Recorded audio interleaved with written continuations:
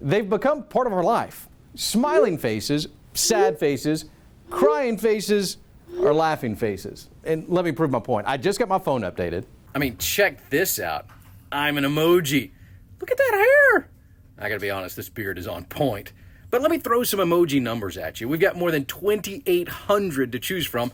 Around 900 million emojis are sent every day, and that's just on Facebook. So probably we're looking at billions of emojis with a B sent each and every day. And the age group that sends the most, you guessed it, it's teens. Look, I got the slow alarm, I got the fire. Every day, Howdy emoji, the See, look. cowboy. everywhere, I don't know how to use the dragon emoji. little emotional characters are sent from one phone or one social media account to another. If I need to send 10 laughing emojis, then that says more than if I was just like, that's so funny. This is quickly becoming the language of a generation. Picture's worth 1,000 words. Several student leaders at Conway High School sit down with me for a discussion about emojis. Adds that like extra spice to it, you know, it shows like that little like extra effort to show more emphasis on what you mean. Each admitting that most parents and other adults simply don't understand emojis, and for them, that's okay. They can have multiple meanings, I'm just saying that now. There are some hidden meanings behind it. Yeah.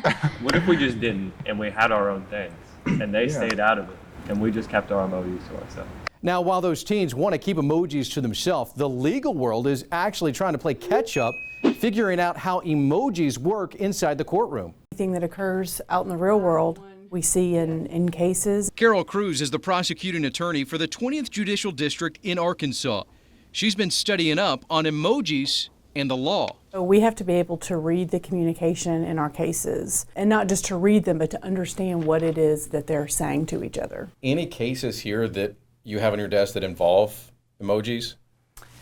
Yes, I would say almost every case involves texting. Are you and surprised? communicating.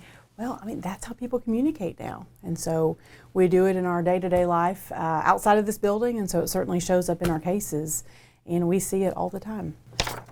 For Cruz, most of these are juvenile cases, but some go further as adults try to lure kids in using this language. But increasingly, we're seeing criminals use emojis, use slang words to communicate a thought that perhaps they're hoping law enforcement or the court system won't be able to keep up with or won't be able to decipher.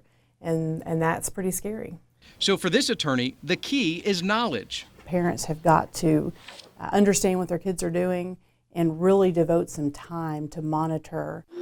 From smiles to dancing, animals to food, emojis aren't going anywhere. Rat emoji? You are you kidding me? And as teens continue to message with emotion, the legal system must take notice to keep your family safe.